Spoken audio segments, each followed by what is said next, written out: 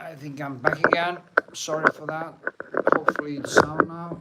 If somebody could tell me, that would be amazing. Snu enheten. There's always something, you know.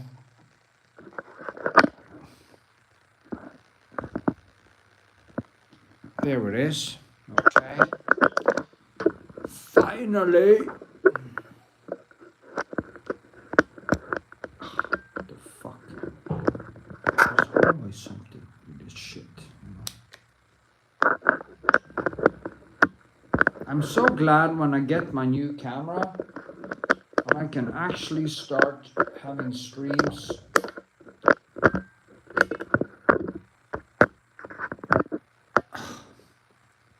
Fuck.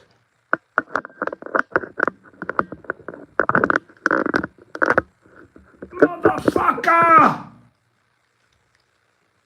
I shouldn't say that, shouldn't I?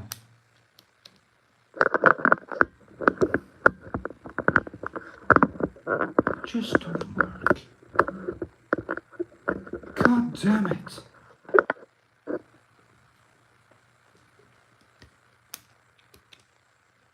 What? Now it doesn't work anymore.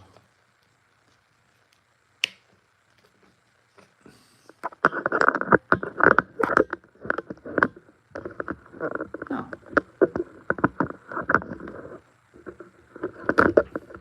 Isn't this what we have duct tape for?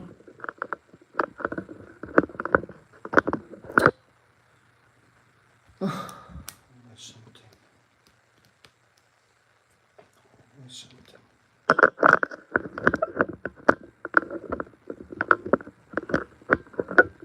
No, it doesn't want to work. What the fuck?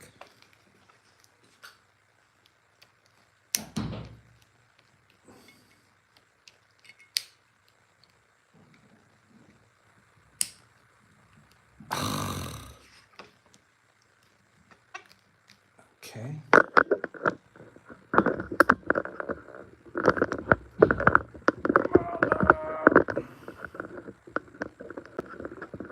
No.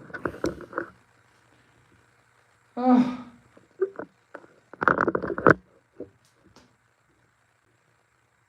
What do I do?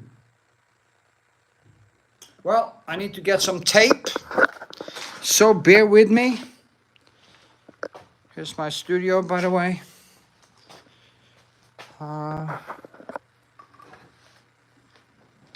Suddenly, nothing seemed to work.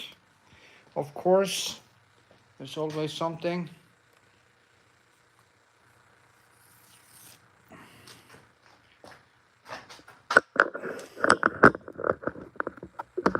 So, just want to do some tape on it then, to make it stick.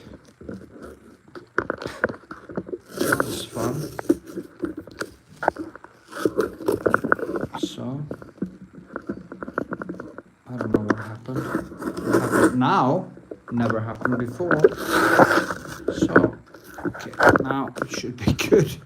Sorry about that. Remember to give it a thumbs up. I know this is very boring. Could you tell me if is there sound now? Somebody tell me if there's sound. Is there sound? Is there sound? Yes, there's sound. Okay, now sound. Okay, that was a rough start. Maybe I should start over, but that's a lot of work, so we'll just go from here. In hindsight, please give it a thumbs up, leave a comment or something, and tell me what you think if you see this in hindsight. Just gonna do some work on the face here today. So that's good sound now, thank you. Yeah, it was actually, I had some earplugs that linked up to the phone, and I couldn't actually, I didn't know that. Very annoying earplugs that just turn themselves on randomly. It's really annoying.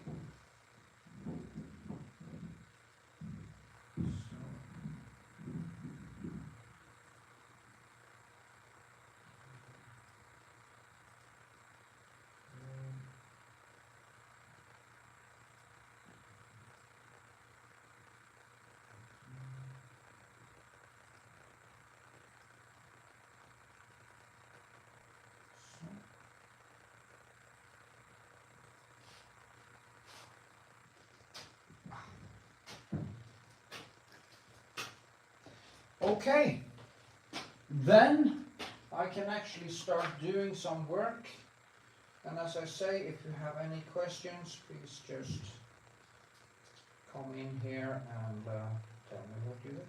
I actually think I can cut this live stream a little bit in before I post it actually, so I can remove some of that crazy start here. Anyway, I'm working with this and I'm trying to work a little rough. But yeah, indeed, so of course totally dirty as usual. It's like, don't touch your glasses. That should be a primary rule. Actually, I don't even need glasses today because my vision is quite good. And that is because I haven't been eating much sugar and I'm just trying to stay in ketosis. So, there. Is that better? Do you want me to go closer? You can start here and go closer as I work. Maybe. Is that good? Remember the thumbs up and well, if there's some, see there's popping new people in here, so remember the thumbs up, it's so important, it's extreme. Now, this guy has a fascinating face, and it's basically a sculpture. Yeah, my foot actually hurts like hell today because we were doing taekwondo, and I wasn't really ready for it, so today I work a lot now because I'm going to have an exhibition in a couple of weeks. No, not a couple of weeks, actually. Tomorrow, it's 1 week tomorrow, a little bit over 1 week actually. And so let me see, I guess it's like 10 days or something like that. Yeah. So I have to do a lot of work in the meantime. If you want to ask me a little bit about painting, you can do that. I do wonder if I'm just going to start listening to some lectures or something while I paint, and people can ask questions and I can just yeah. Anyway, I figured out that I'm using a color called blue black, or black called blue black, and I figured out that I googled it. I didn't really know. I kind of knew it.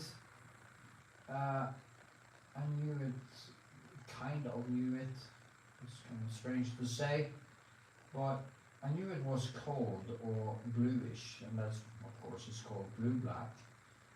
But it's actually a mix between. I actually need my glasses. It's a mix between ultramarine and ivory black, and I didn't know that. So now I do. That is why I prefer that, because it doesn't. But it was kind of a surprise to me because the ivory black is more brownish, but I guess mixing it with blue black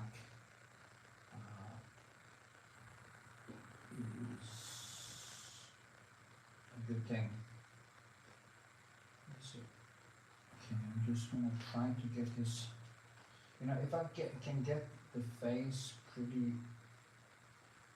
I think, see, I have to cut it down here a little bit. I saw that sometimes I'm blind. I feel like his head goes more like this, and then it doesn't, and then it comes to that way.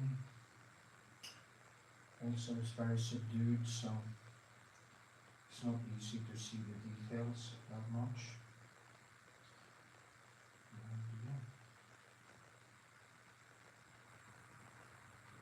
And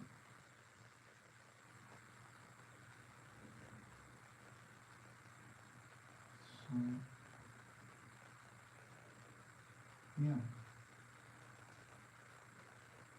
And I bought myself some new brushes for the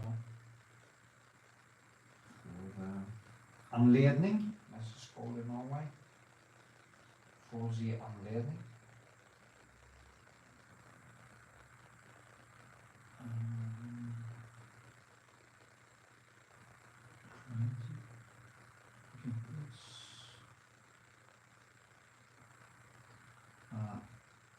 He has this, he is kind of the Brad Pitt type in a way, very symmetric.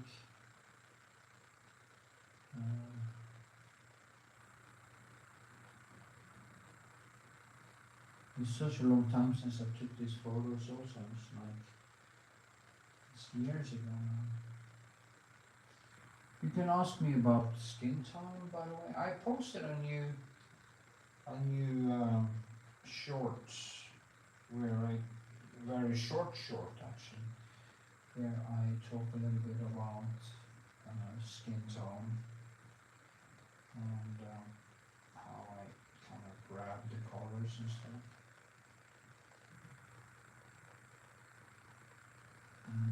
There's so much blue in this face. I'm going now into until now it has been more, the process has been more rough, but now I'm going to start to build smoother, a little bit more smooth. The good thing is that the brushwork underneath can do the job and keeps it alive in a way, the texture. It's not going to be photorealism in any way. I want to at least get it right.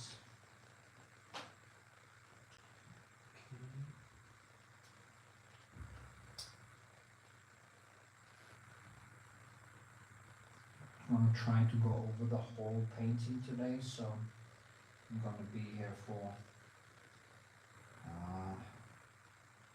maybe until 7 or 8 tomorrow morning. I guess now it is about, what time is it now? 11 maybe? Anyway, something like that. I'm not going to stream that long, because I need to get into my flow. He has such a sculptural face.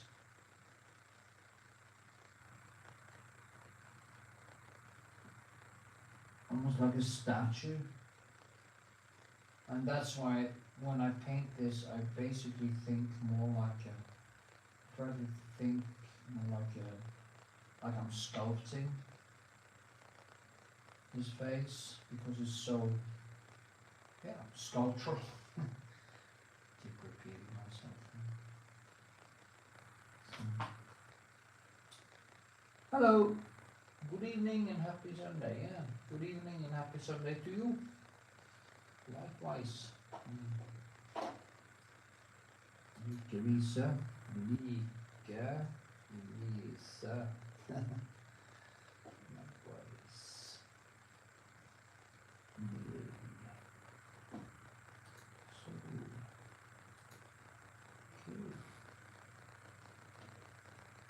If you have any questions about skin tone or painting, feel free to ask. So I will do my best to answer. I've built very rough, quite rough textures and stuff underneath. I kind of built it very sculptural from the start. So when I now go over with kind of more thinner colors, and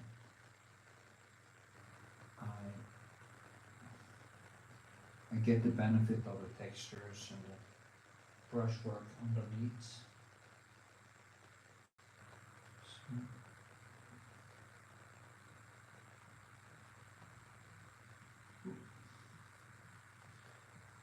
One of the difficult things I think is when like the nose, there are bluish shine on it, but it's very subdued. So it's easy to think or be fooled into believing that it is more bright than it actually is. So we just have to kind of keep it down at the same time as it has this shine to it. Also, I see there are a lot of alsaline in it, and it has the colors I use. You know, this Naples gel and alsaline and ultramarine, blue black. Go between these colors. Also use some of the brighter complementary colors, but this face needs to be more subdued, so I can't use any clean colors in it.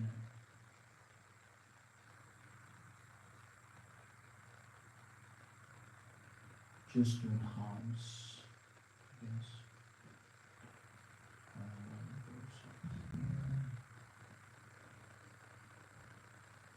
I also had to move the hand and the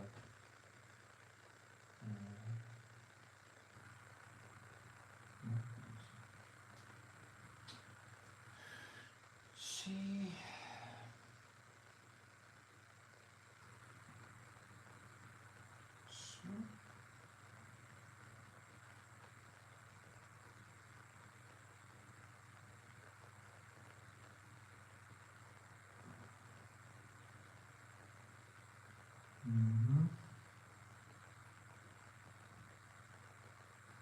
It's kind of slow work with the face.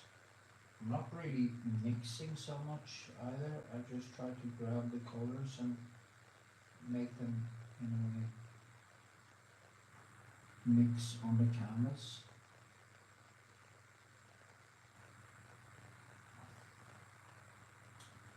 I have a fly in my studio, which is screaming. And I need to buy myself some radar. I don't like to kill insects either, actually. I have a earth and alive and everything. It's just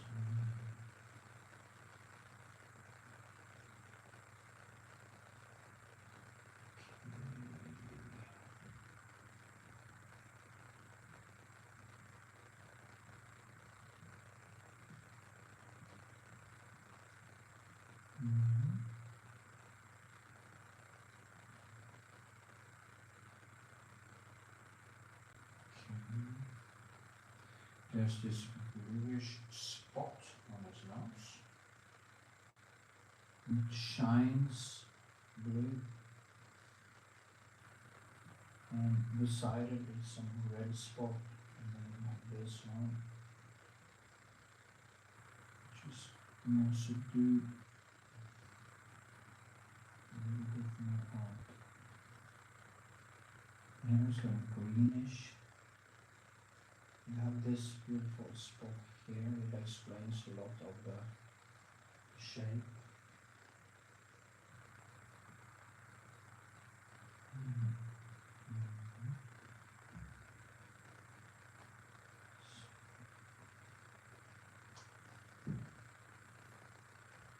So I removed some of the yellow light in the but it's still too yellow and kind of the colors are not good with my phone. I bought a new camera over a week, two almost. Well, I think I should get it now. Maybe I will get better streams with a new camera. So, yeah.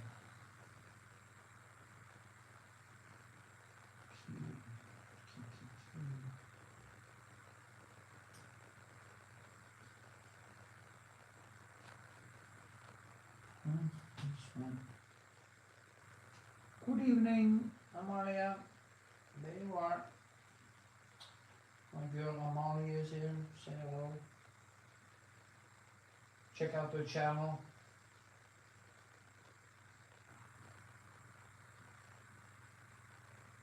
Amalia, you can post your channel in chat if you like. People can go and check out your channel.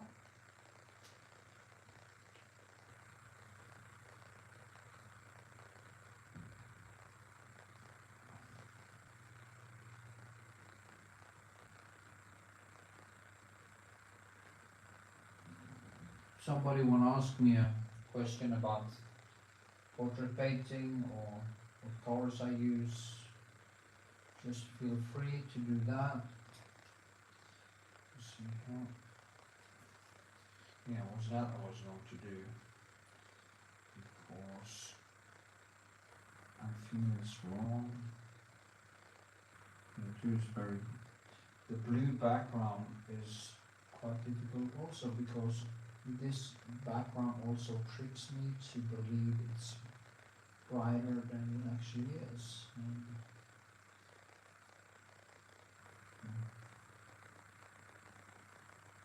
Isn't it? Okay.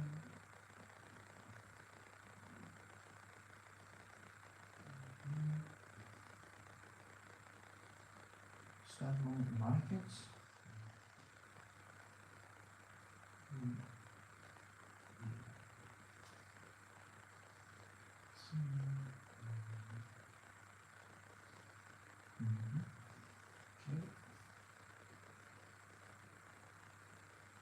Also, I'm going to different. When I now paint the background around his face, I'll try to. I need some more light. I like to build very sculptural reality. So the white in the background, I kind of just drag it in like this. Okay. So, and I of course make it thicker. What I do, I keep this shadow here quite down, not much texture, and then to get a more sculptural thing, I then build some thicker layers here, so you get more like a sculptural effect.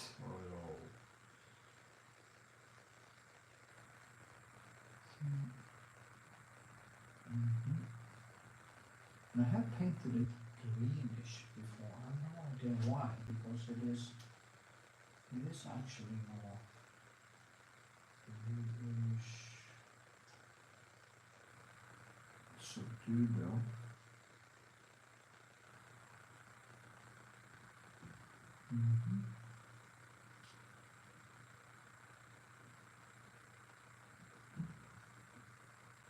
It's way too blue. Actually, there are a lot of Prussian blue in that blue, and cobalt. Just do like this. Remove the green. Then I need to tone down the blue. Maybe use some blue-black in it. So yeah, that was actually what I needed. I need some blue-black in it.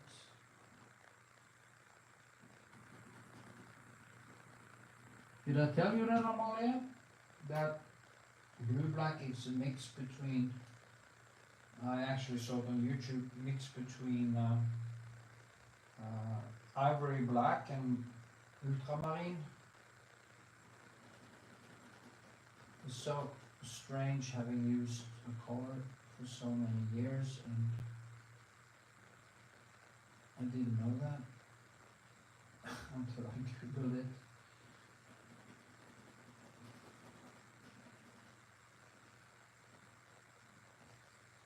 Remember when we were at Norwegian art museum, and I was talking about how subdued the colors were in one of the classical Norwegian landscapes, and the reason is basically because they actually used, as I thought then, they used the black to just subdue the colors instead of blending them with maybe primary colors. They also use black out actually to tone them down, and that is why I've decided to add in ivory black and lamp black on top of my other colors and see what kind of effect I will get if I can actually get a more harmony in my colors. So, but you don't want them to be, I also want some potency, so I'm not gonna go so far that there is no life in my colors anymore. But I just strategically could need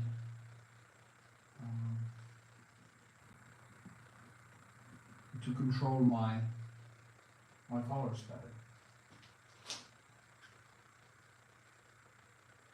Oh, okay. I thought I maybe told you. I thought about telling you, so I guess I told you now. So maybe we can just mix actually to get the blue black. It surprised me a little bit actually because ivory black is so to me it seems so brownish.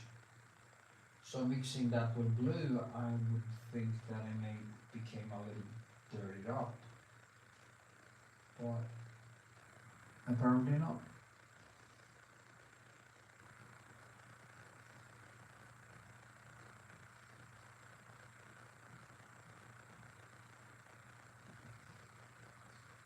It's so nice that it's ice and darkness like that, you know.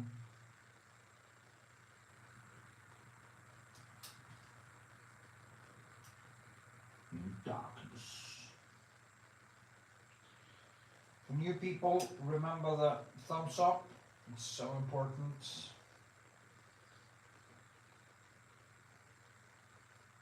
Okay, I'm gonna work a little bit here. His bony face.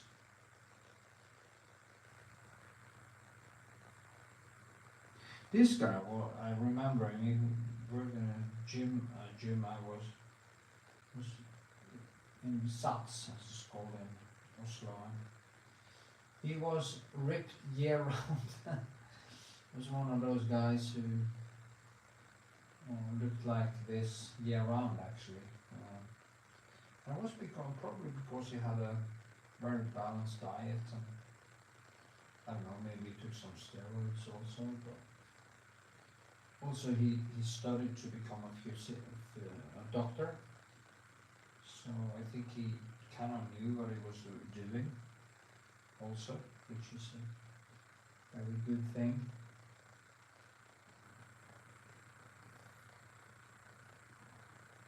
Maybe it was microdosing or something. I don't know.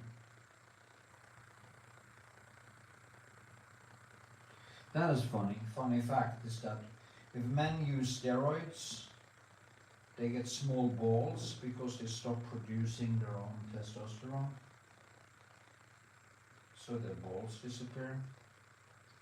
You can actually see it in porn that some men have very small balls And that's because they use steroids. Yeah. Probably got this video demonetized, but yeah.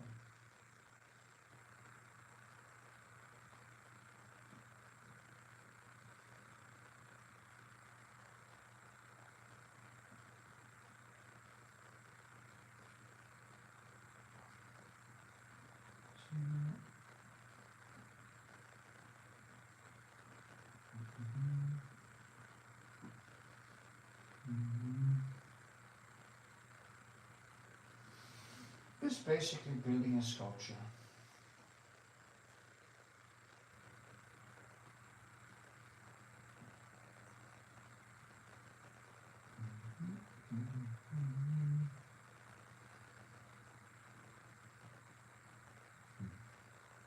You keep tricking me.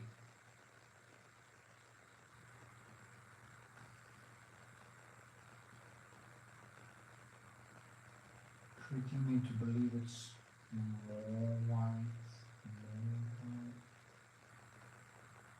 needs to have brunettes, also that bluish shine with alizarin.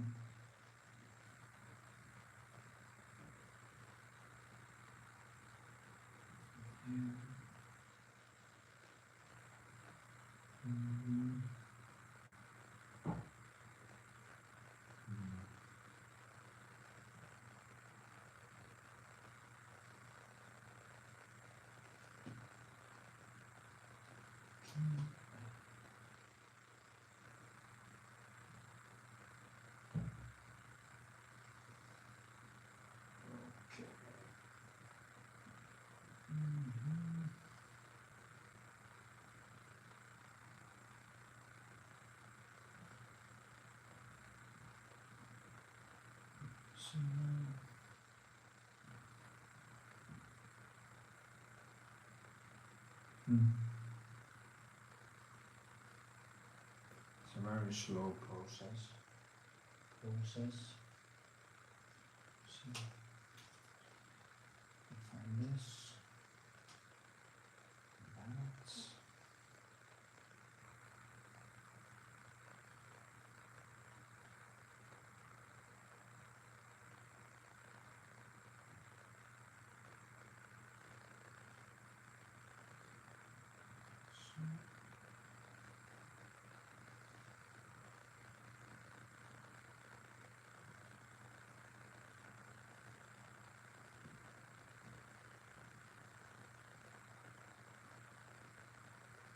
Fly.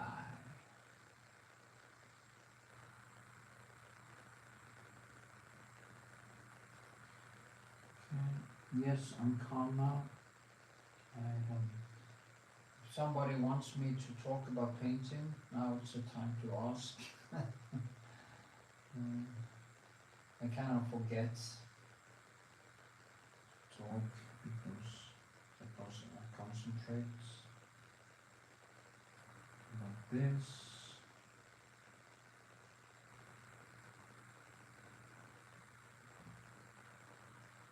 So also this one is actually bluish, this one too. Or is it? That's too bright. Down. Tone it down.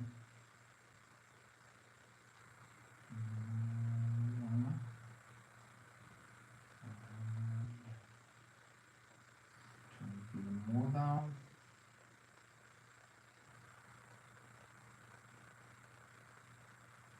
Even it out.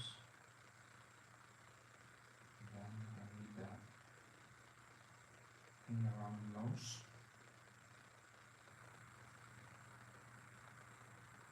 Okay. So I try to work in directions with it.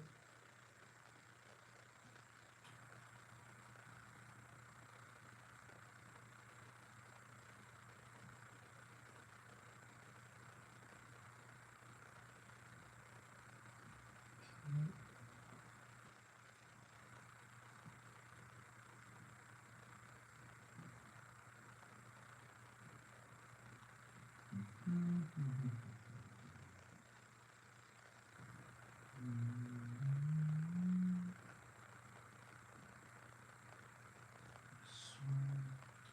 way too much.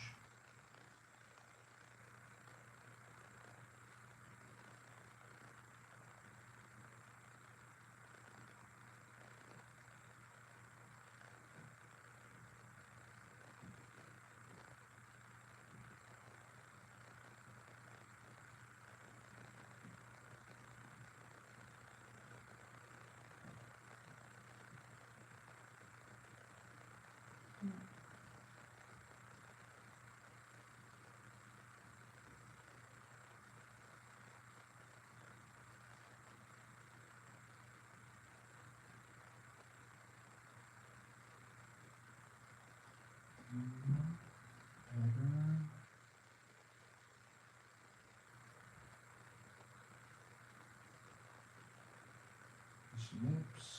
Maybe I should I go closer? Maybe I should go closer. You can actually see what I'm doing. Maybe that's a good idea. Or hur, eller hur? Yeah. If I get closer now, you can actually see what I'm doing. So, yeah.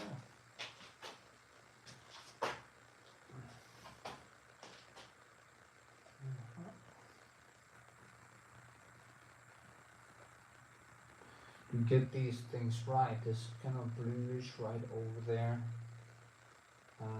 It reflects the blue in the whole room, of course. So. Okay.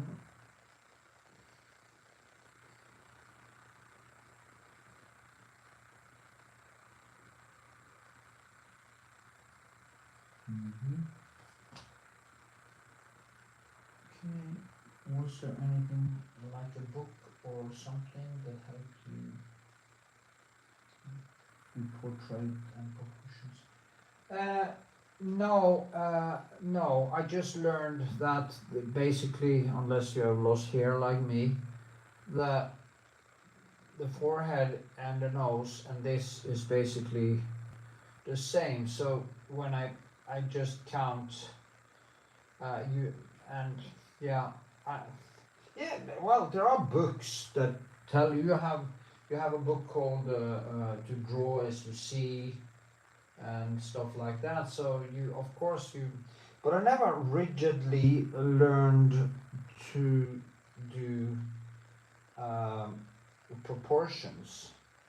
I've always been more like take it on the fly, but I tend to, but the golden rule is that our face is the forehead is usually the same length as the nose, and then this is the same length as the nose. So the nose or the forehead, this depends what you. So if you have a longer nose, you have a longer chin, or longer. So some people, maybe they're outliners probably. Some people like the another guy I've been painting. He's originally from Turkey, and he kind of has a bigger nose and a shorter forehead. He looks good, but he's not as proportioned as this one. He has kind of me too. When I was young, I was very symmetric. So yeah, and I have low hair. So no, I didn't. I learned it, but I didn't do studies where I did all these diagrams and you also have one eye between the eyes, the ears, is the same height as the eyes. So when you do like this, you can actually, But the best thing I think is just to learn how to see, and when you learn to see, you will very fast also learn to see your mistakes. So that is basically what I would recommend, I think. So the answer is maybe both yes and no, but I haven't studied classical drawing, or like they do in certain schools in Europe, where they go in and they do very rigid classical teaching. So I basically learned it from just seeing. It's the same thing, you know, everything in nature has proportions. If you paint an onion, he has onion proportions, and if you deviate too much from it, it will look wrong. So does fruit, so does a brick. If a brick has a certain mathematics to it, and if you don't get it right, it looks too long or too short or too thin or whatever. So you just have to learn how to see, I would say.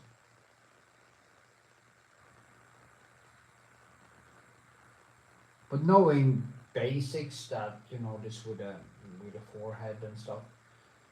Also, I think if you measure this, you will get this from here to your eyes. It's basically the same as the width of the face and stuff like that. But of course, there are probably some who deviates a little bit. But if you deviate a lot, you will look really strange. So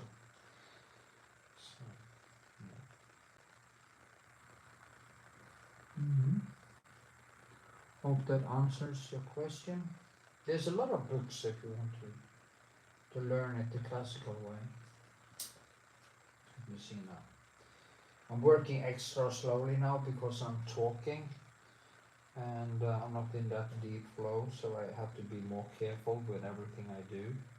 Usually I might work a little bit faster. So that is the problem when I do streams or even film, that I tend to work a little bit more rigid. Also, I don't want to do any big mistakes now, so yeah.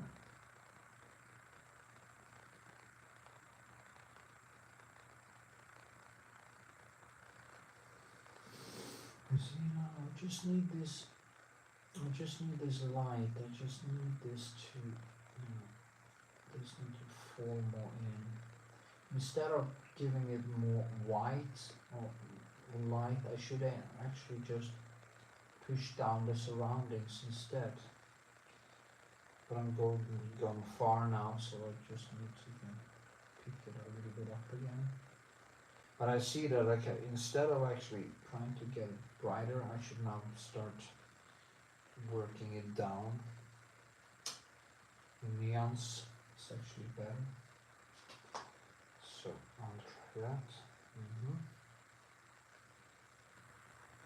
So.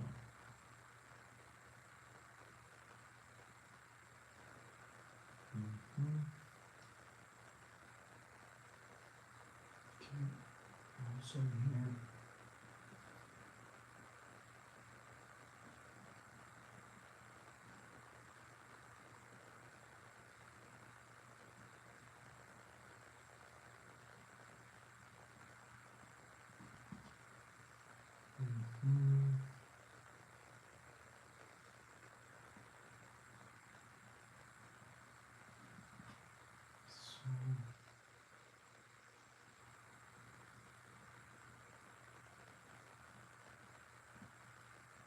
Sometimes it's get tricked into actually adding more light instead of, I mean, if you work down the shadows and work down the nuances into deeper shadow, you will get the same effect. You don't have to add more necessarily darkness to it. Add more light, I mean. It's basically better to add more darkness.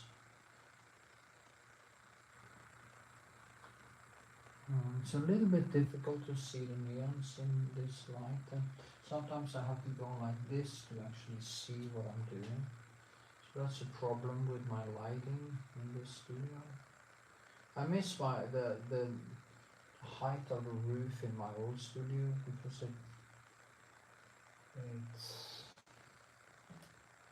it made it easier to see the colors.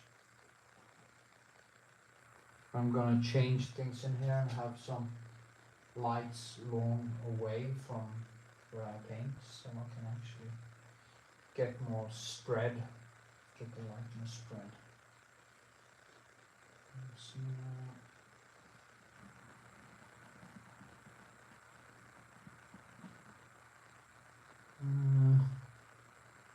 I don't know.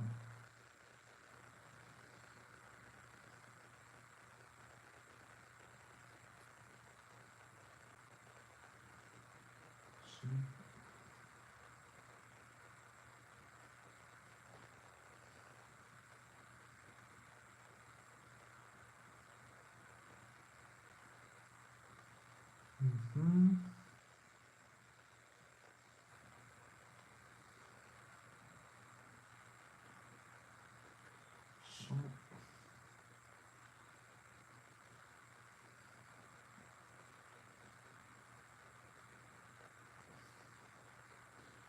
So.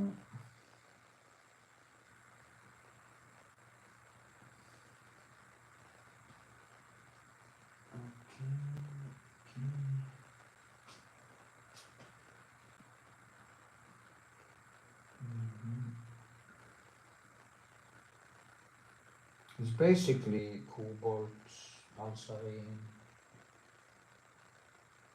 some yellow, blue black, and repeats.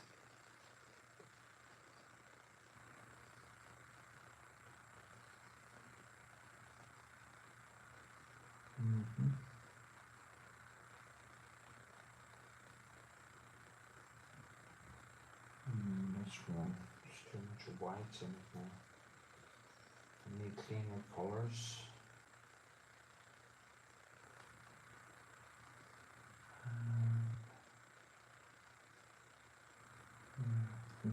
His chin is kind of sucked in because he has such a low body fat percent.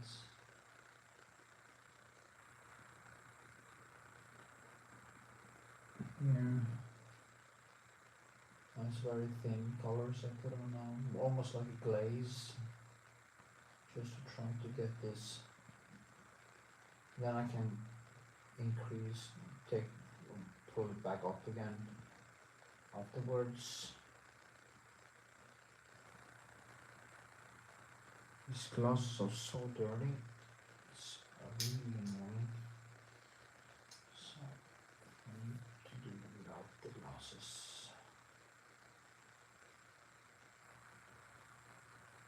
So now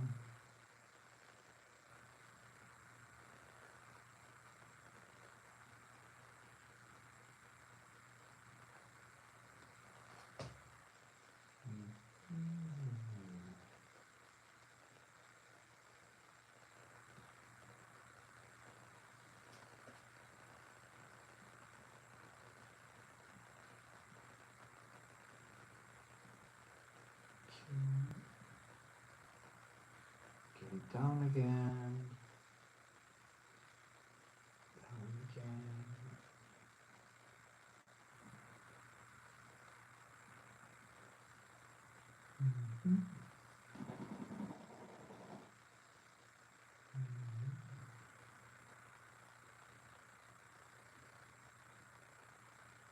The neons here are kind of so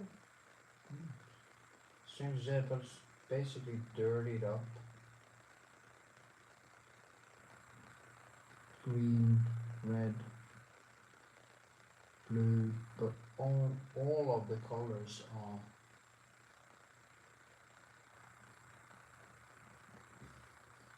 dirty. Of course they're not dirty, but they seem dirty.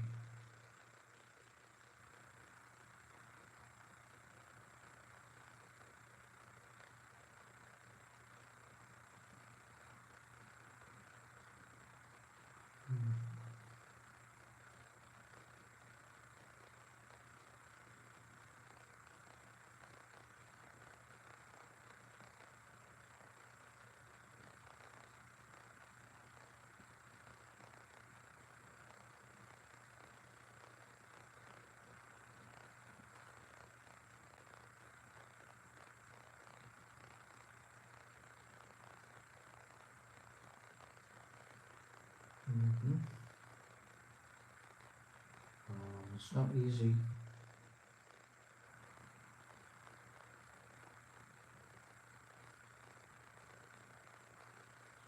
So now it's getting better or not?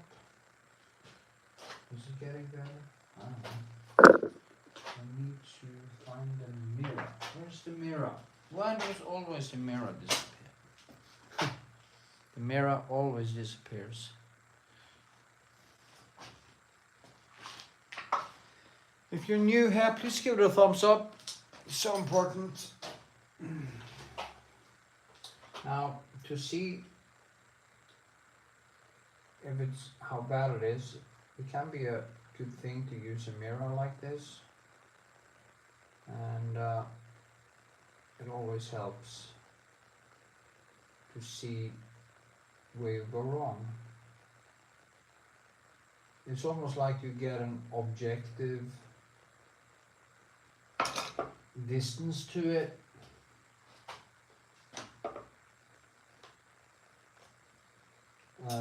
Almost like when people are hanging their paintings upside down to see it then better.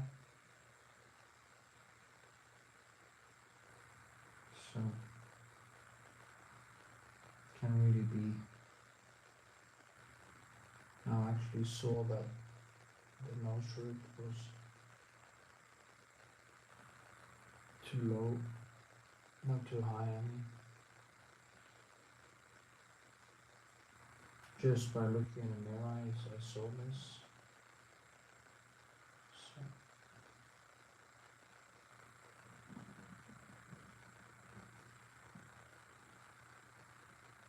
Now it's really horrible. Maybe I shouldn't stream when I do this kind of work, because it demands so much of my brain that I can't really concentrate properly.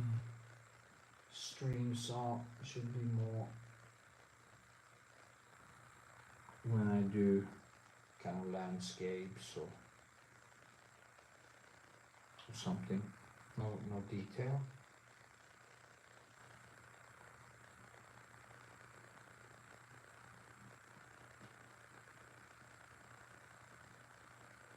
That was actually better. It's going to be a lot of tinkering.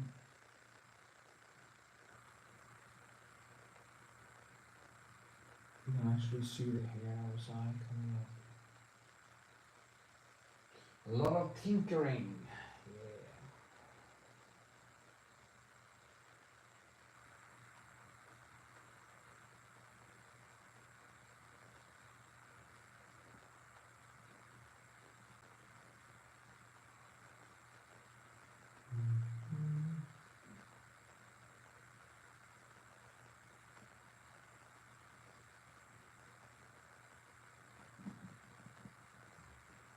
You can also use the back side of your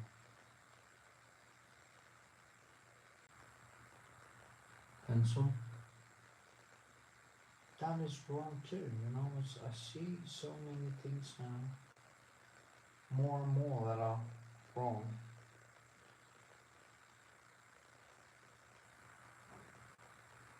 Like this goes more in, and like this in a way, flatter down.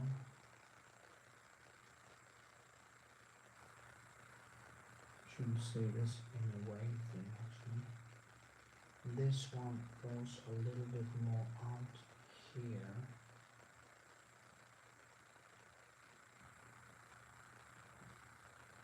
It's very small things.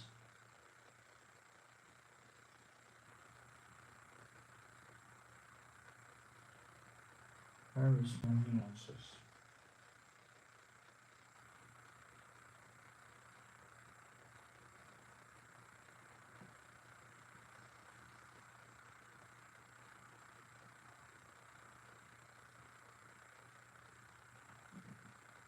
I'm just gonna turn on some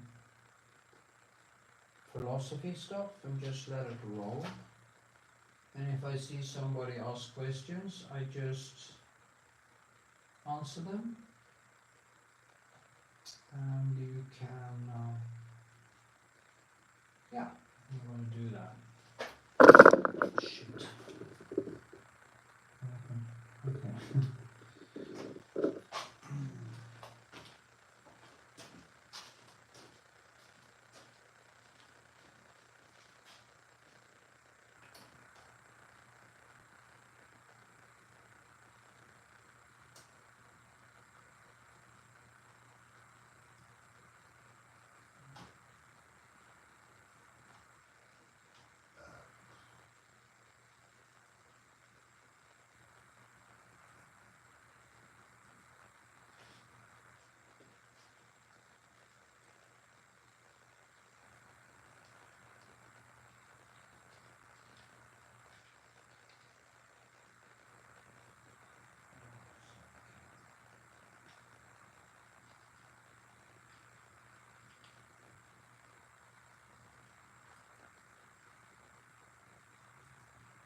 By Knut Andre Vikshåland. Most of mankind, bodies, complains about nature's meanness, because our allotted span of time is so short, and because this stretch of time on the shortness of life, by Lucius Annaeus Seneca, translated by Knut Andre Vikshåland.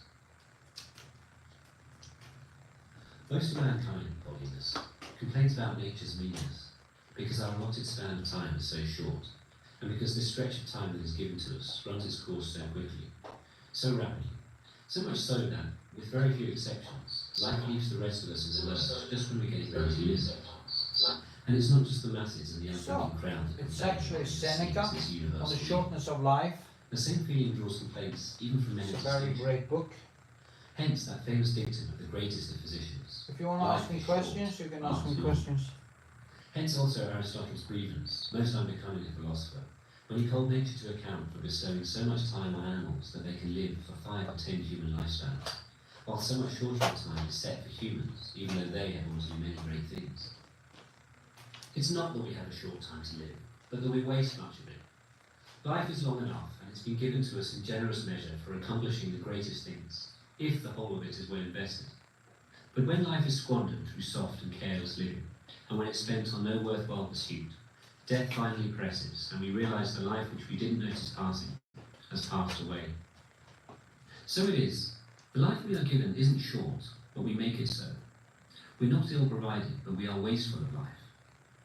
Just as impressive and princely wealth is squandered in an instant when it passes into the hands of a poor manager, but wealth, however modest, grows through careful deployment if it is entrusted to a responsible guardian. Just so our lifetime offers ample scope to the person who maps it out well. Chapter 2. Why do we complain about nature? It is acted generously. Life, if you know how to use it, is long. But one person's held in the grip of voracious avarice, another by the kind of diligence that busies itself with pointless enterprises. This one's sodden with wine, another slack with idleness. This one's tied out by his political ambition, which always hangs on the judgment of others, while another's passionate desire for trading drives him headlong over every land and every sea in hope for profit. A passion for soldiering torments some men, who are always either bent on inflicting dangers on others or worried about danger to themselves. Some are worn down by the voluntary enslavement of thankless attendance on the great. Many are kept busy either striving for other people's wealth or complaining about their own. Many who have no consistent goal in life are thrown from one new design to another by a fickleness that is shifting, never settled, and ever dissatisfied with itself. Some have no goal at all towards which to steer their course, but death takes them by surprise as they gape and yawn. I cannot therefore doubt the truth of that seemingly oracular utterance of the greatest of poets. Scant is the part of life in which we live. All the rest of existence is not living, but mere time. Vices assail and surround us on all sides, and they don't allow us to rise again and lift our eyes to the clear discernment of truth, but they press down on them, keeping them lowered and fixed on mere desire. It's never possible for their victims to return to their true selves. If by chance they ever find some respite, they still roll restlessly, just like the deep sea, which still swells even after the wind has settled. They never find full relaxation from their desires. You think I'm talking only of those whose faults are admitted. Look at those whose prosperity draws crowds. They are choked by their own goods. How many have found wealth a burden? How many are drained of their blood by their eloquence and their daily preoccupations with showing off their abilities? How many are sickly pale from their incessant pleasures? How many are left with no freedom from their multitude of besieging clients? In short, look over all of them from lowest to highest. This person summons counsel to plead his case, another answers the call. This one stands trial, another acts for the defence, another presides as judge. No one acts as his own champion, but each is wasted for another's sake. Ask about those influential citizens whose names are studiously memorized, and you'll see that the following distinctions tell them apart. The first cultivates a second, the second a third. No one is his own man. Again, certain people give vent to the most irrational outbursts of anger. They complain about the haughtiness of their superiors, because the latter were too busy to receive them when they wanted an audience. Dare anyone complain about another's arrogance when he himself never has time to spare for himself? Yet the great man has occasionally, albeit with a disdainful expression, condescended to look on you, whoever you are. He has deigned to listen to your words, he has allowed you to walk at his side. But you never thought fit to look on yourself or to listen to yourself, and so you've no reason to expect a return from anyone for those attentions of yours, since you offered them not because you wanted another's company, but because you were incapable of communing with yourself. Chapter 3. Though all the brilliant minds that have shone over the ages agree on this one point, they could never adequately express their astonishment at this dark fog in the human mind. No one lets anyone seize his estates, and if a trivial dispute arises about boundary lines, there's a rush to stones and arms. But people let others trespass on their existence, or rather, they go so far as to invite in those who will take possession of their lives. You'll find no one willing to distribute his money, but how many people each of us shares out his life?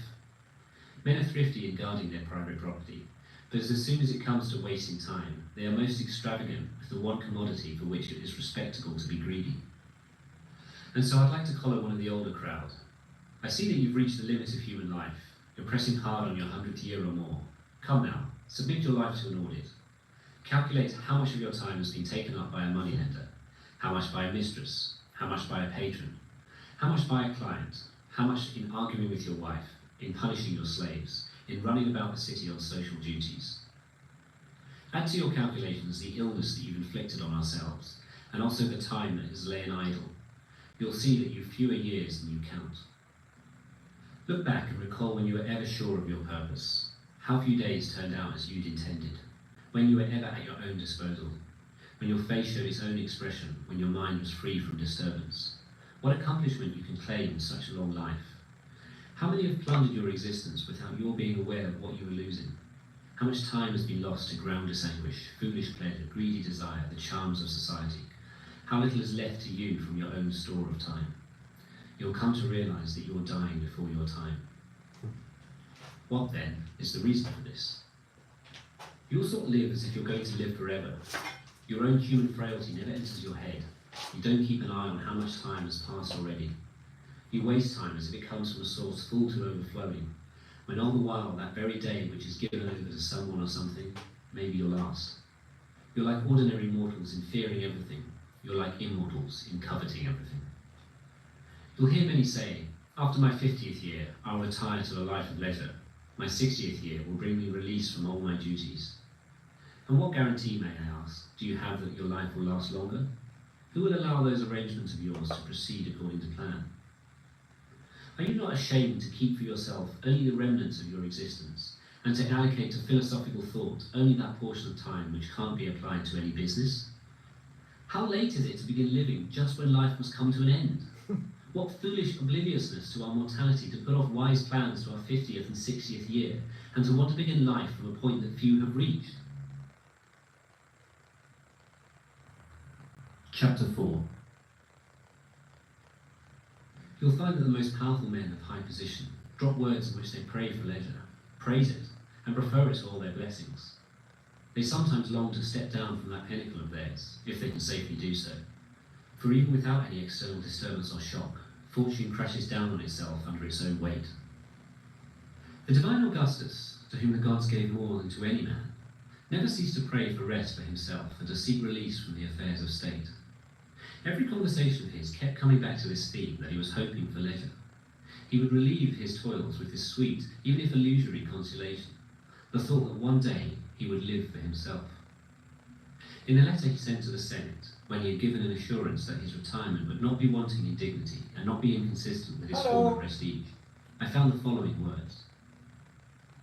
But such things are more impressive in their fulfillment than in their promise. Yet my deep desire for that time, which I have long prayed for, has led me to anticipate something of its delight. You have some questions? Please ask. Since the joy of that reality is still slow in coming. Leisure seems such a desirable thing that because he couldn't enjoy it in reality, he enjoyed the thought of it in advance. He who saw that the world depended on him and him alone, who determined the fortunes of individuals and nations, he was happiest in looking forward to that day on which he would lay aside his greatness.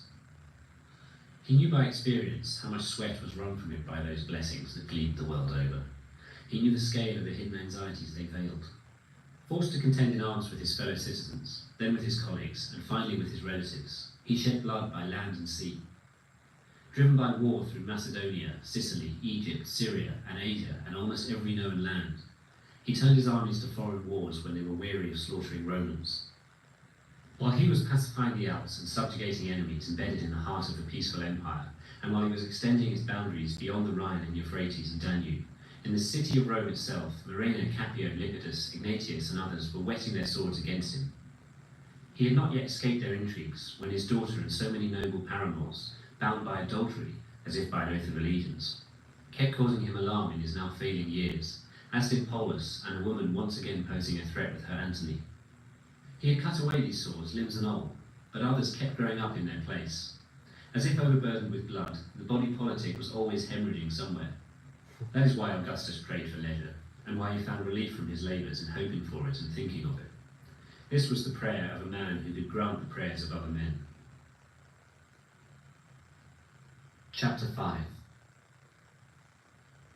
Marcus Crassus was storm-tossed among the lights of I Catholic use Pompey Naples Crassus. yellow, I use alizarin, I use ultramarine blue, and my blue black, which is a mix between ultramarine blue and ivory black, I found out. And I use some of the primary colors to just move that around. Also some of the, so it's kind of in the How pitiful are the words that he reads brightest part of the color circle. When the elder Pompey had been defeated and his son was still trying to revive his shattered forces in Spain. You ask, he says, what am I doing here? I am lingering in my Tusculan estate, half free. After that he goes on to other statements in which he bemoans his former life, complains about the present and despairs of the future.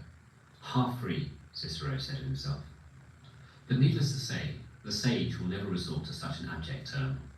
He will never be half free, but will always enjoy complete and unalloyed liberty. Not subject to any constraints, he will be his own master and tower above all others. For what can there be above a man who rises above fortune? Chapter 6. Livius Drusus was a vigorously energetic man who, thronged about by a huge crowd from the whole of Italy, had agitated for radical legislation and provoked the kind of troubles the Gracchi had. But he could see no clear way out for his policies, which he was unable to carry through, and which, once started, it was no longer an option to abandon. He is said to have cursed the life of constant activity that he had led from its very beginnings, saying that he was the only person who had never had a holiday, even as a boy. While he was still a ward and had yet to assume the adult toga, he ventured to plead before juries on behalf of defendants and to exert his special influence in the courts. To such effect, in fact, that it's generally accepted that he captured several verdicts against the odds. Where would such precocious ambition not find an outlet? He might have known that such premature presumptuousness would lead to a disaster both for him and for the state. And so it was too late when he began complaining that he'd never had a holiday, since he'd been a troublemaker and a burden to the forum from his boyhood. It is unclear whether he died by his own hand. He fell suddenly from a wound to the groin. Some doubted whether his death was self-inflicted, no one that it was timely. It would be superfluous to mention more figures who, although they seemed to others the happiest of mortals, themselves gave true testimony against themselves when they expressed the intense hatred for every act of their lives. Yet by these complaints they changed neither themselves nor anyone else, for after the outburst their feelings reverted to their normal state. In reality, your life, even if you live 1,000 years and more, will be compressed into the nearest span of time. Those vices of yours will swallow up any number of lifetimes. To be sure, this span of time, which good management prolongs, even though it naturally hurries on, must in your case escape you quickly, for you fail to seize it and hold it back, and you do nothing to delay the speediest of all things, but you allow it to pass as if it was something overabundant that we can get back again. Chapter 7. In fact, among the worst cases, I count also those who give their time to nothing but drink and lust, for these are the most shameful preoccupations of all. Other people, even if the semblance of glory that grips them is false, nevertheless go astray in respectable fashion. You can cite for me people who are greedy, those quick to anger, or people who busy themselves with unjust hatreds or wars, but all of them sin in a more manly fashion. It is those abandoned to the belly and lust who bear the stain of dishonour. Scrutinize every moment of such people's lives, and note how much time they spend on their ledger-keeping, how much on setting traps or fearing them, how much on cultivating others or being cultivated by others, how much on giving or receiving bail, how much on dinner parties, which have themselves become business. You'll see that their affairs, whether good or bad, allow them no time to draw breath. To sum up, everyone agrees that no one area of activity can be successfully pursued by someone who is preoccupied. Rhetoric cannot, nor can the liberal arts, since the distracted mind takes in nothing really deeply, but rejects everything that is, so to speak, pounded into it. Nothing is less characteristic of a man preoccupied than living. There is no knowledge that is harder to acquire. Instructors of other disciplines are two a penny. Indeed, mere boys have been seen to master some of these disciplines so thoroughly that they could even be masters in the classroom. But learning how to live takes a whole lifetime, and, you'll perhaps be more surprised at this, it takes a whole lifetime to learn how to die. So many men of the highest station have set aside all their encumbrances, renounced their wealth, their business, their pleasures, and right up to the very end of life they have made it their sole aim to know how to live. Nevertheless, the majority of them depart from life, admitting that they did not yet have such knowledge. Still less have those others attained it. Believe me, it's the mark of a great man, and one rising above human weakness, to allow no part of his time to be skimmed off.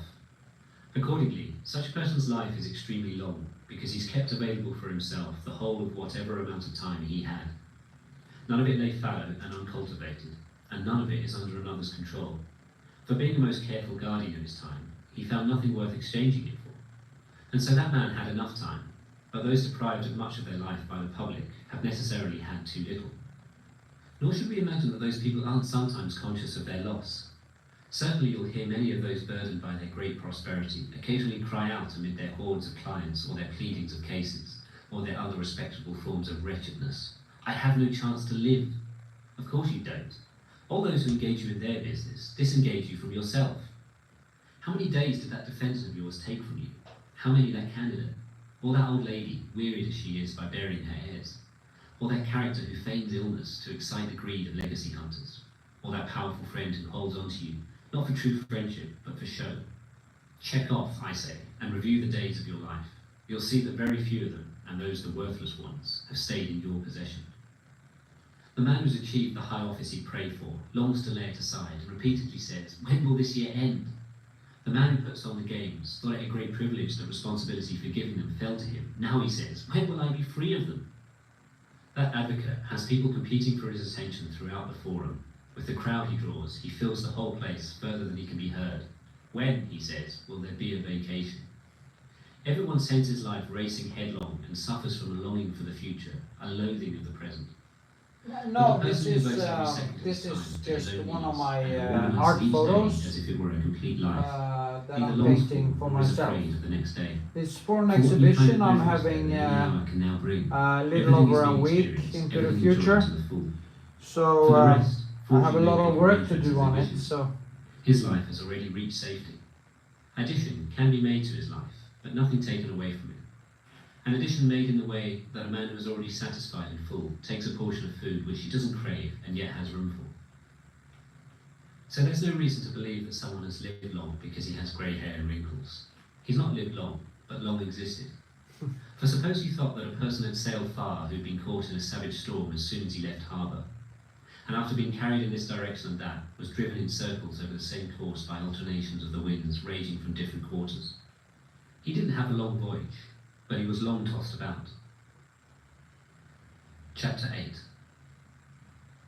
I'm always astonished when I see people requesting the time of others and receiving a most accommodating response from those they approach. Both sides focus on the object of the request, and neither side on the time itself. It is requested as if it were nothing, granted as if it were nothing. People trifle with the most precocious commodity of all, and it escapes their notice because it's an immaterial thing that doesn't appear to the eyes, and for that reason it's valued very cheaply, or rather, it practically has no value at all. People set very great store by annuities and gratuities, and for these they hire out their services or their efforts or their essentials. But no one values time. All use it more than lavishly, as if it costs nothing. But if mortal danger threatens them, you'll see the same people clasping their doctor's needs. If they fear a capital charge, you'll see them ready to spend all they have to stay alive. So great is the conflict in their feelings. But if each of us could see the number of years before us, as precisely as the years that have passed, how alarmed would be those who saw only a few years left, and how carefully would they use them? And yet it's easy to manage an amount, however small, which is clearly defined. We have to be more careful in conserving an amount that may give out at any time. Yet there's no reason to believe that those people are unaware of how precious a commodity time is. They habitually say to those they love most intensely that they are ready to give them some of their own years, and they do give them without knowing it. But they give in such a way that, without adding to the years of their loved ones, they subtract from themselves. But this very point, namely whether they are depriving themselves, eludes them, and so they can bear the loss of what goes unnoticed in the losing. No one will bring back the years, no one will restore you to your former self. Life will follow the path on which it began, and it will neither reverse nor halt its course. It will cause no commotion at all, it will call no attention to its own swiftness. It will glide on in silence, it will prolong itself at neither a king's commands nor his people's clamour.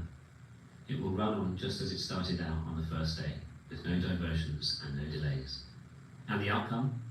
You be preoccupied while life hurries on, death looms all the while, and like it or not, you have to accommodate it. Chapter 9. Can there be anything sillier than those people who boast of their foresight? They are too busily preoccupied with efforts to live better. They plan out their lives at the expense of life itself. They form their purpose with the distant future in mind, yet the greatest waste of life lies in postponement. It robs us of each day in turn and snatches away the present by promising the future. The greatest impediment to living is expectancy, which relies on tomorrow and wastes today. You map out what is in fortune's hand, but let slip what's in your own hand. What are you aiming at? What's your goal? All that's to come lies in uncertainty. Live right now. Hear the cry of the greatest of poets, who sings his salutary song as if inspired with divine utterance. Each finest day of life for wretched mortals is ever the first to flee. Why are you holding back, he says? Why are you slow to action? If you don't seize the day, it slips away. Even when you've seized it, it will still slip away, and you must compete with time's quickness in the speed with which you use it, and you must drink swiftly, as if from a fast-moving torrent that will not always flow. This too the poet very aptly says in chastising interminable procrastination. Not each best age, but each best day. Carefree and unconcerned, even though time flies so quickly, why do you project for yourself months and years in long sequence, to whatever extent your greed sees fit? The poet is speaking to you about the day, about this very day which is slipping away.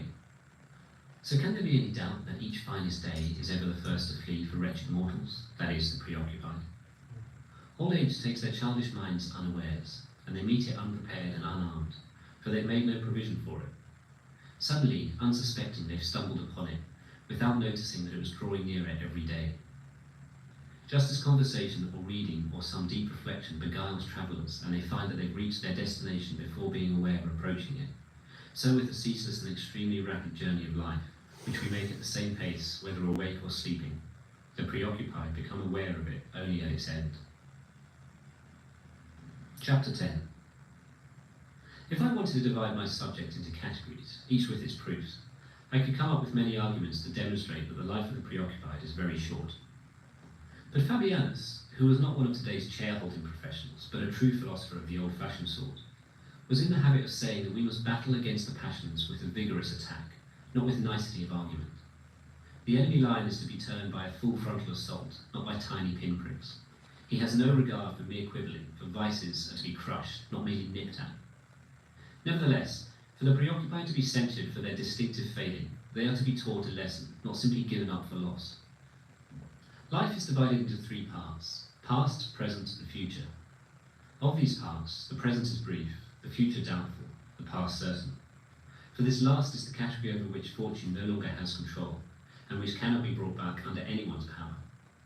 Preoccupied people lose this part, for they have no leisure to look back at the past, and even if they had it, there's no pleasure in recalling something regrettable. And so they're unwilling to turn their minds back to times badly spent, and they dare not revisit the past because their vices become obvious in retrospect, even those that insinuated themselves by the allurements of momentary pleasure. No one gladly casts his mind back to the past, except for the person whose every action has been subjected to his own self-assessment, which is infallible. A man who's been ambitious in the scale of his desires, arrogant in his disdainfulness, unrestrained in prevailing over others, treacherous in his deceptions, greedy for his plunderings, and lavish in his prodigality. Such a man must inevitably be afraid of his own memory. Yet this part of our existence that is consecrated and set apart, elevated above all human vicissitudes and removed beyond fortune's sway, and harried by no poverty, no fear, no attacks of disease, this part can be neither disrupted nor stolen away. Our possession of it is everlasting and untroubled. Days are present only at a time, and these only minute by minute.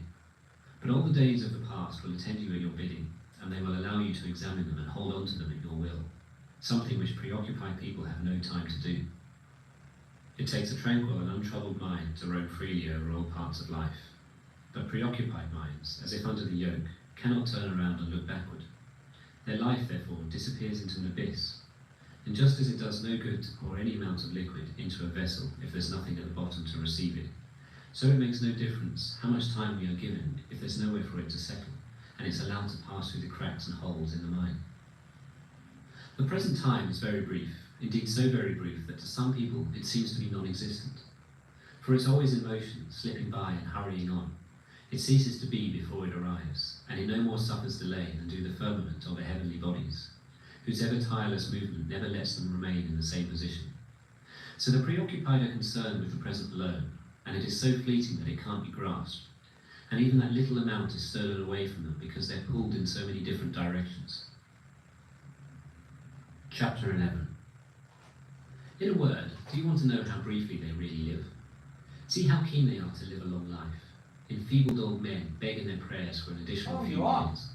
They pretend they are younger than they really are. They flatter themselves by this falsehood and deceive themselves as gladly as if they deceive fate at the same time. For when some real illness has at last reminded them they are born, do you how have, terrified they are when they die. are you on Facebook As if they're not with me leaving or life, they're something? being dragged from it.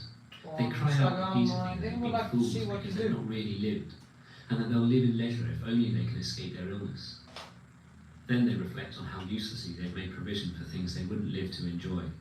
I actually made two Why should life not be sketches for those yesterday far removed of from the landscapes, business? quite big None of it ones. is made over to another, none So- scattered in this direction or that. None of it is entrusted to fortune, none wasted through neglect.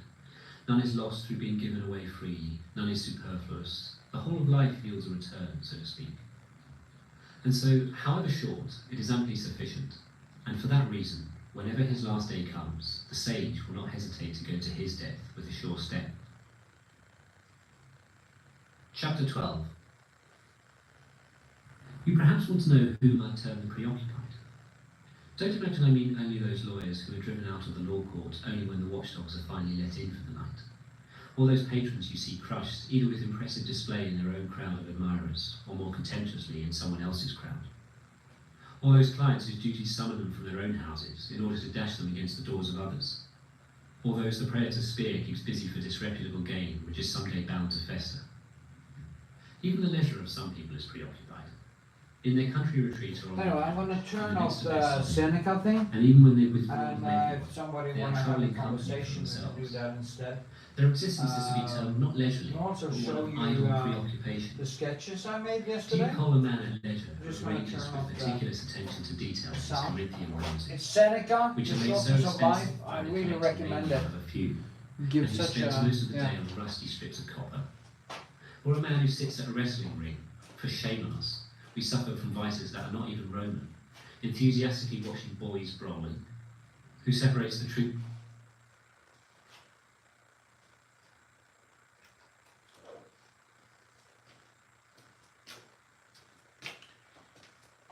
So, now we can talk. Do you have a... No, I don't have Discord. There's so many things. You have Instagram, you have Telegram, you have WhatsApp, you have... What is Discord? Is that important? I'm just gonna move this one a little bit away here. So, like this. 9 is watching right now. Please give a thumbs up. It's very important. So, I'm gonna show you. My foot hurt like crazy today, so I need an operation. I have to fix my loose hip joint.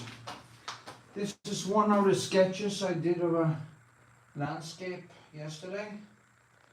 It's the kind of the first layers. I filmed the whole process, so I'm going to also I filmed the whole sketching process. It took me a little bit over an hour, and I did 2 of them. But of course, it takes a lot of more time when I started to go into detail. That's a different story, but I'm going to try to keep them quite open. So, and impressionistic is the only way for me to finish them now anyway. So, and this is number 2. I did this yesterday. So yeah. But it's, they are not so, they're quite subdued in the colors. Usually when I do a landscape, it's very much color, very orange and stuff, but these are more subdued. Today actually feels like my, thank you, yeah. So, I filmed the whole sketching process. I think one of them took 1.5 hours, about 1.5 hours. Because first I did a sketch very fast, and then I used another more time to then build more texture. But I used very thick colors and just go crazy. And I was thinking about how it goes faster to paint them when my foot hurts like crazy. It goes so much faster to paint now than it used to. These glasses are just so bad.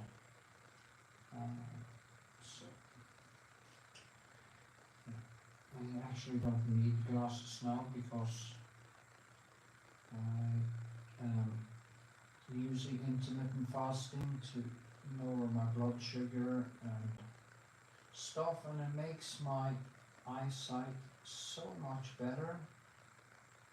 And science also say that a lot of the things that happens to our vision as we get older actually is due to high blood sugar and stuff like that. So if you want to keep your vision better, you should stay away from the carbs and and sugar. It's quite important. Did this get better? Also, I used my, yeah, it did get better. I shaped this face better now. You see that? So, that's not so bad. I can repeat what I did say about the skin tone. When I create skin tone here, I also put out a short yesterday where I show it quite close up what I do, especially when I build the textures and stuff. Now I'm more into detail here, so it takes a little bit more time. And of course, I also want this to be cleaner. It's basically when I do my skin tone, I use primary colors. I use my blue black and I use my Alsain, and mainly it is mainly ultramarine. But you can, because in skin tone you have so many colors. In this one you have yellow, you have reddish, you have blue, you have green, you have so many different colors, and many of them are intertwined. So you just have to kind of think more like a subdued color circle type of thing. And but it also depends on what you paint. When I painted my daughter on the beach, there was almost only orange and reddish neons. So then I had to try to just get the textures right to explain the skin, and it kind of worked actually. So yeah, and like here is quite reddish, so then I mix in maybe some cadmium orange into the Naples yellow, so it kind of gets a more, you see now, it gets this more reddish tone, but it's also not too much. And you can do it with some white. So basically there is no such thing as, absolutely no such thing as skin tone or skin color or whatever. I mean, what you say, I'm gonna use a black skin tone color for black people. So yeah. So I guess you just have to, skin is the same as anything else, you know.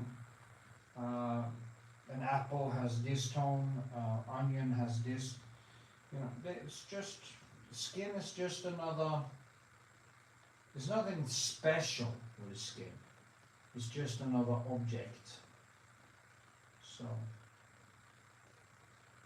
I just have to adjust a little bit here. My shoulder is a little bit, there is something.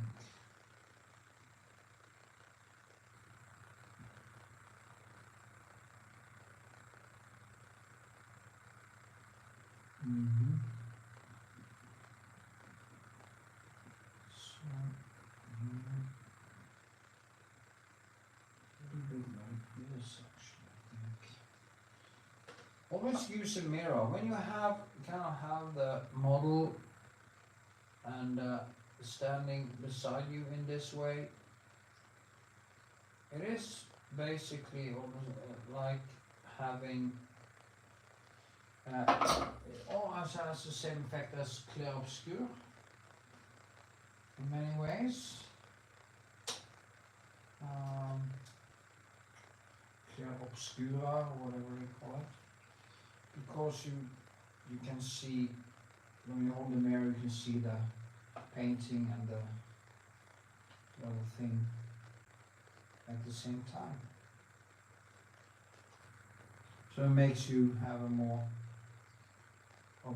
get a more objective distance to it. I find that very helpful.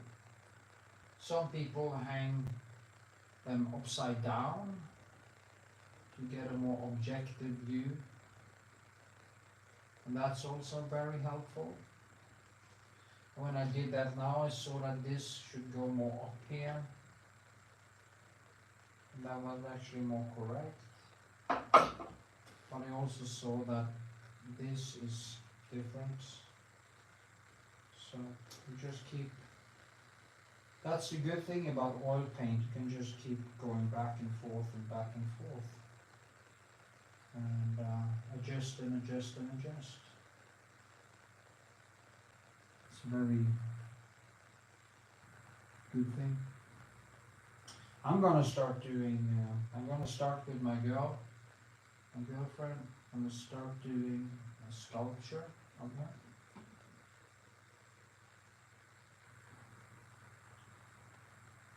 I have also a painting. I'm painting from Natura, but it's a while since I painted on it, so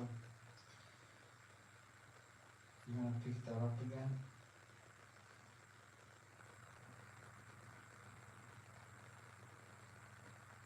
So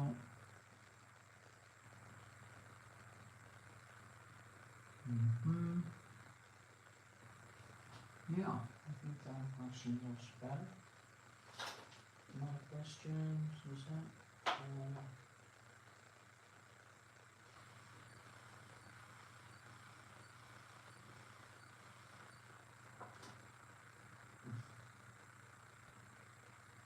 The model looks like me when I was younger, but I'm uglier. I looked quite good when I was young, actually. I had this type of body when I was young. I was doing martial arts, you know, karate and boxing and everything. Actually, when I come out of jail, I was almost there. But then I screwed up with the carbs again and gained, but you know, I have some muscle. But I notice now I really need to start looking at how I eat and stuff. I'm up to 22% fat now, and just I should be like 16 or 15, so I'm trying to get down to that. Also, it's because I feel better, and when I feel better, I actually paint better, so that is just how it is. I think this face got better now. There's some details left, things I have to do. But, no. So how long have I been doing this stream now, actually? There was so many people popping by today, so 12, so plus 100 minutes, okay, yeah, okay. In this stream I look horrible. Even my girlfriend says, you don't look like this, like in the streams. But thank you anyway. You want to see me losing that baby fat. And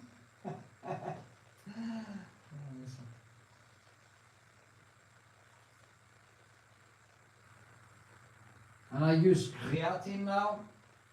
I've tested that out many times. And every time I use creatine, I swell up in my face and it looks horrible. I get water retention in my face, and right now I have a very puffy face because of that creatine shit. I tried it one more time just to see if it was that, and it's the third or fourth time I do it, and it's like clockwork. Do not use creatine, my body can't take it. But I am healthy, I eat healthy, I don't drink much, and luckily my girl is also, we have a party sometimes, we, once every third month we use some, some Molly, and have a a great time with that, but we don't drink much, you know, because me and her, I can't take being hungover, and she can't take being hungover, so, and we don't need alcohol or anything to have a good time, so it's just a plus in a way. It's not something we need. And that is something that actually points to what a good connection is, because you don't need to basically use anything. I'm trying to make the beach water look clear. Okay. Yeah. But I would like to see your painting. You should aren't you on Instagram or something? Can't you find me on Instagram?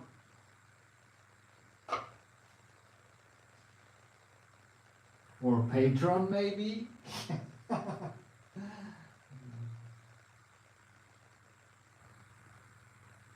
You know, if you want to support me, there's many ways to do it. Of course, the best way you can actually support me, or one of the best ways, is to watch my videos, or not necessarily even watch my videos, just let them play and give thumbs up and a short comment. That helps for the algorithm, and it's gold. So please do that, all of you. If you want me as your teacher, just support me. You can do that by, also doing super chat, or you can become a patron, or buy me coffee, or whatever. Or just give a thumbs up. You know, it's so helpful. Costs nothing. So.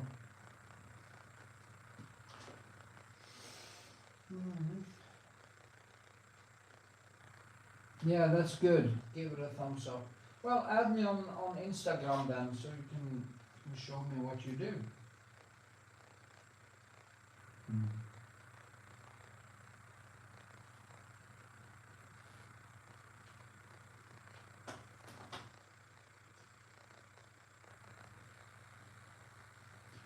Now, if you have your computer on and you're not watching anything, you can just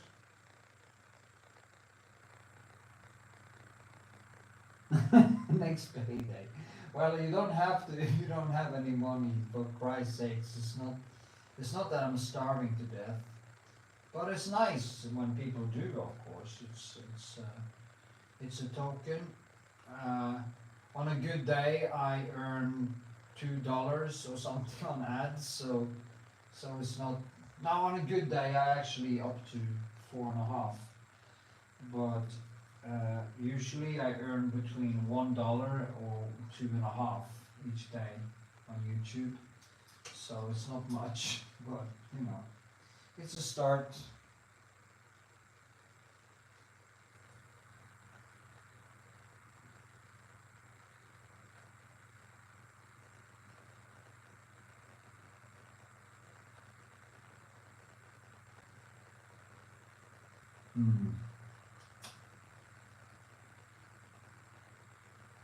But I see that I'm getting more traction, I'm getting more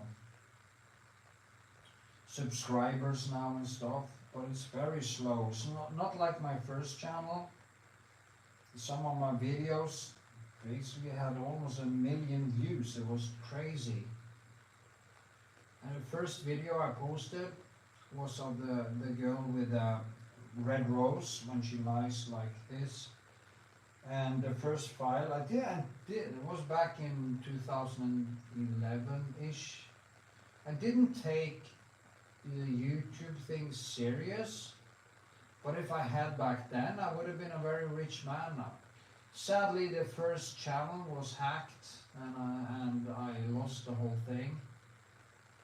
Silly me answered mail that I thought was from YouTube, and it was people hacking channels, and silly me, lost my channel. And then it just deleted it. So annoying. I tried to get it back also from Google, but it just deleted it.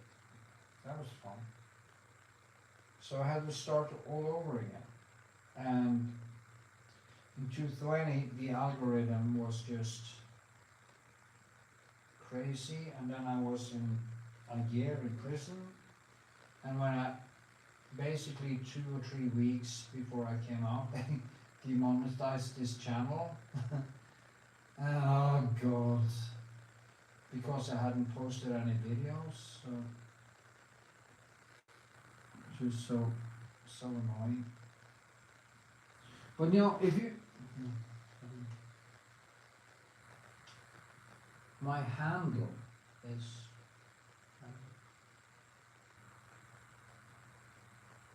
okay, I'm gonna refollow.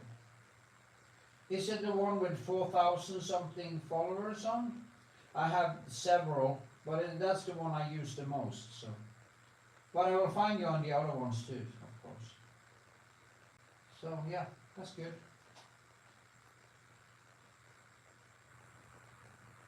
Mm-hmm.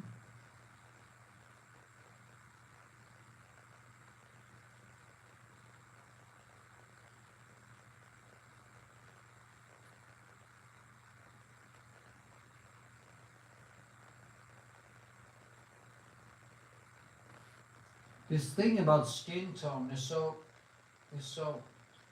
skin tone, as I say, is not different from apple tone or onion tone or you know, it's the same thing.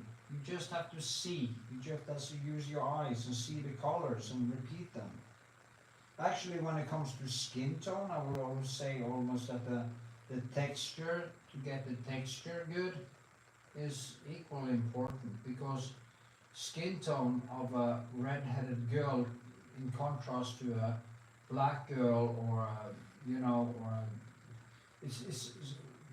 it's very different from person to person. So to talk about a skin tone is just not right, you know. Yeah, I use the same colors to create skin tone as I used to create an onion. It's just a different scale it's just a different, maybe I go more for the yellow and reddish, or maybe I go more for the blue if it's a redhead. Maybe I go for stuff like that. So there is no difference.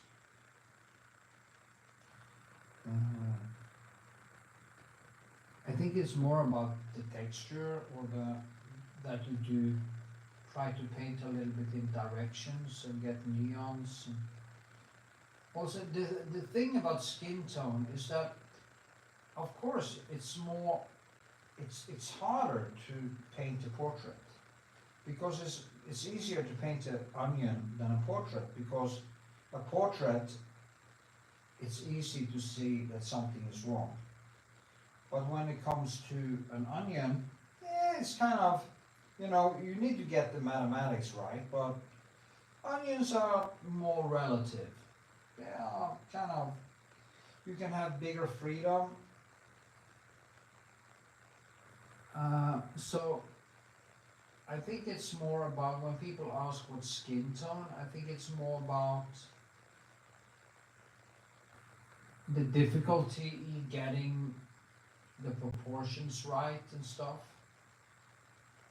because that is basically, for me anyway, the most difficult thing. So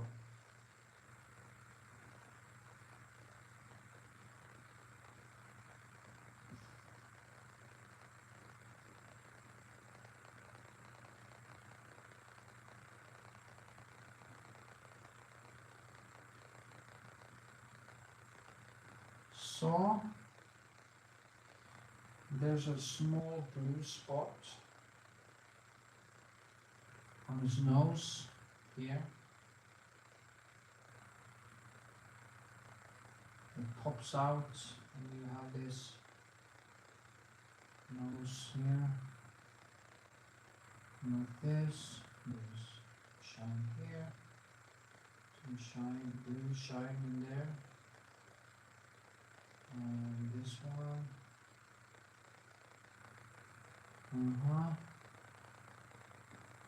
Yeah. I also have to do some filming to the tutorial. Now this is too bright, so it pops too much out now, I see. But I will take that down after the fact. So I think I want to close down the stream now, and there's not so many watching anyway. 6 now, was up to 12, I think. So, and it's exactly almost 2 hours. Should I do another 8 minutes to get up to 2 hours just for fun? Maybe I should. Maybe. Anyway. If somebody could ask me another painting question. I see that I've done too bright here.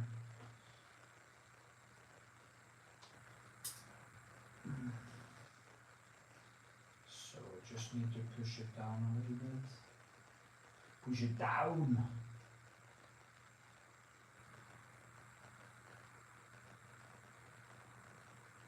I could add the stream actually into the tutorial also. So it's quite wet now, so I'm just trying to very gently add the paints on top of the other paints.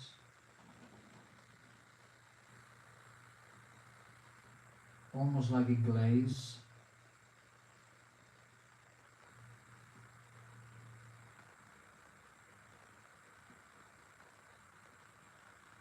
I'll tone this down. There's so much more value in it.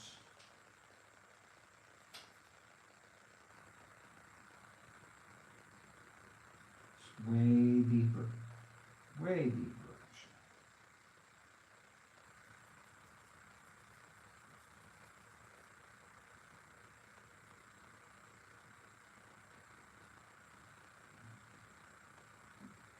Almost greenish in a way.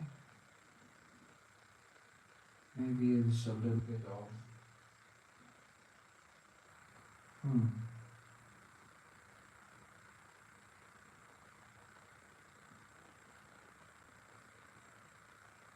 Yeah, I think that was more like it.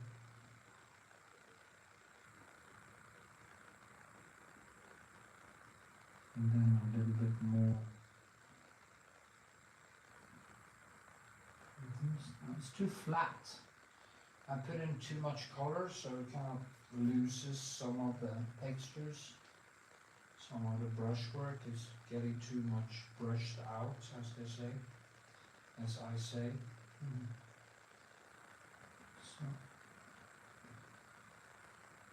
So many things, you know, if this becomes too glatt, as we call it in Norway, too soft or too shiny. I can't really find the word that I'm looking for.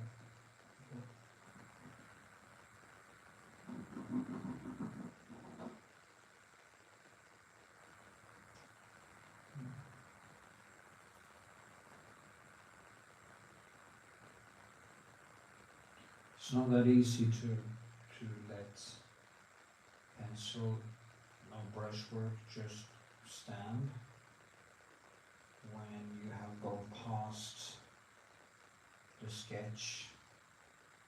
It was a very nice sketch, very rough and stuff, but at some point you go past the sketch and then you just need to go deeper and work over, basically kill your darlings. That is what you need to do, and in that process it can be quite frustrating because you fall in between 2 chairs, as they say. It's not good and it's not bad, but it's not really there. And it can be quite frustrating. The first sketch can be beautiful. So spontaneous, so open, so painted. And then you start tearing things down, rebuilding, and you lose all that spontaneity, and then you have to kind of find it again, but on a different level. So, see, do people in Netherlands still admire? Oh yeah, of course. What painters I admire? It is basically Rembrandt, Vermeer, Edvard Munch, his early works of Edvard Munch, and it is Turner, of course, and Delacroix. I like Van Gogh. I like the Impressionists. I kind of like the Norwegian painter Odd Nerdrum, but I don't like his colors because he doesn't use primary colors. I don't know why. He has this idea of the color being the enemy of art. Some strange, weird stuff he has in his head, but he's a very good painter, and he was an inspiration in the beginning of my. I have a video where I show him actually. I think it's what is talent or yeah, something like that. And yeah, I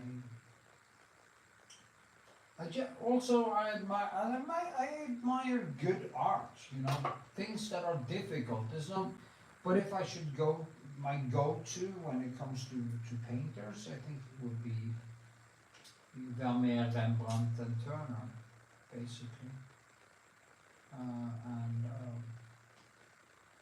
Yeah.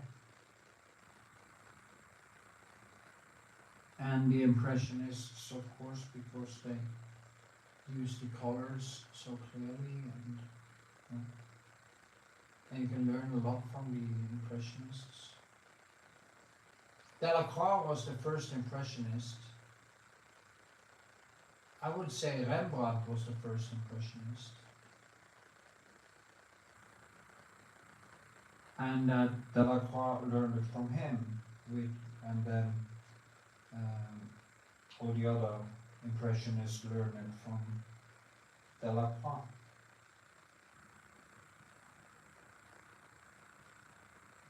I'm going to show you now in the end here, I want to show you a book that I got of the teacher I had in art school. I got all the palettes, a book about all the palettes of Delacroix, and I am fantasizing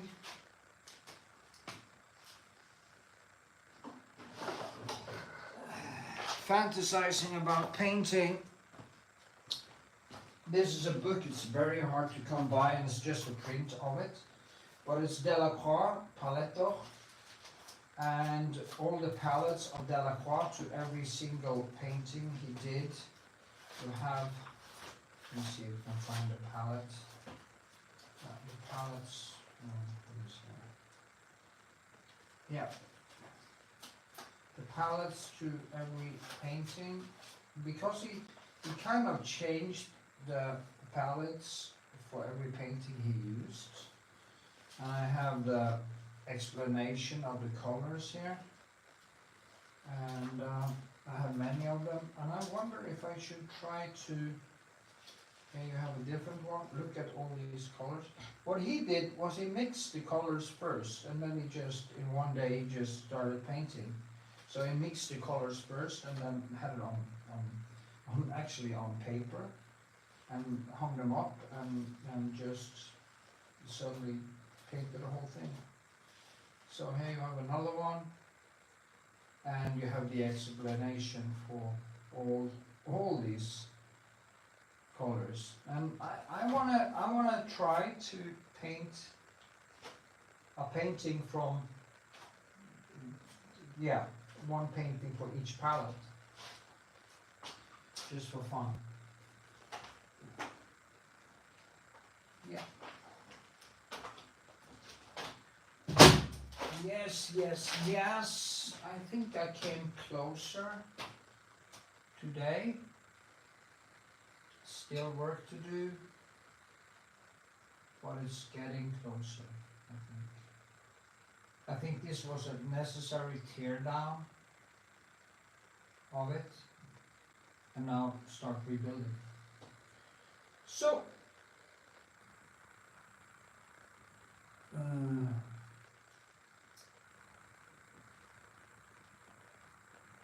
they were like painting, those guys were painting monsters, yeah. They were like painting machines, but when I start, I really am also a painting machine anyway. But yeah, that was what I did, you know. It's like me, it's what I do. I don't do anything else. I exercise and of course live life and stuff, but I'm basically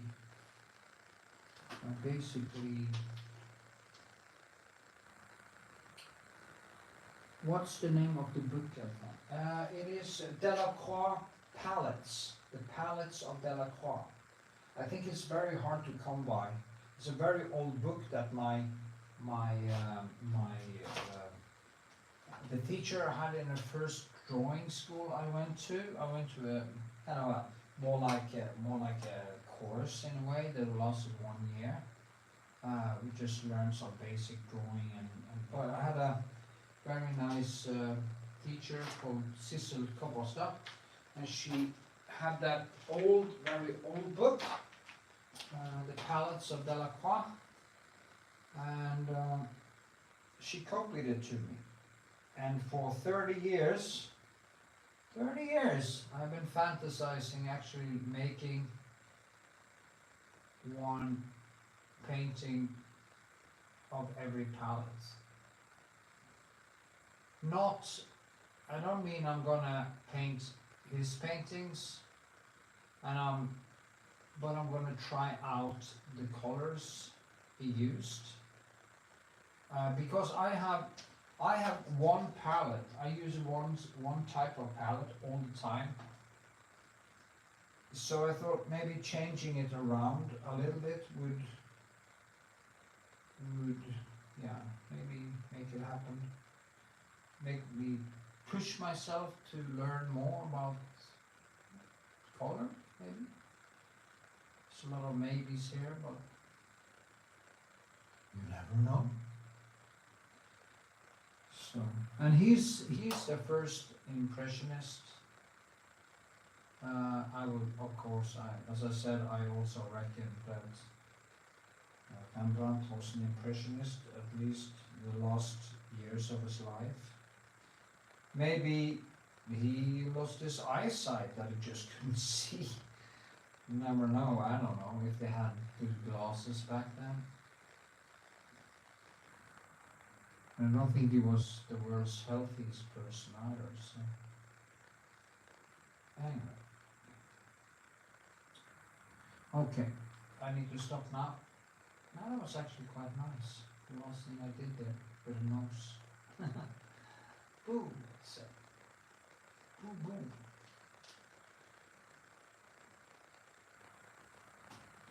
Yeah, fell into this.